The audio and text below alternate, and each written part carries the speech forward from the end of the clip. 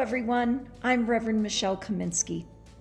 Did you know that courage means the ability to do something frightening or having strength in the face of pain or grief?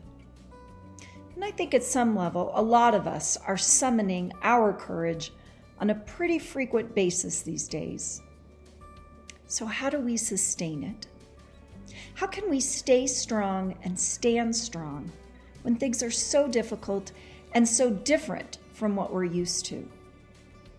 Join us this Sunday, October 4th, at St. Luke's United Methodist Church at 9 a.m. for our live stream worship, or sign up for our 10:30 a.m. outdoor worship on our website, and find out how Esther's story of courage in the Bible inspires us to find our courage. See you on Sunday.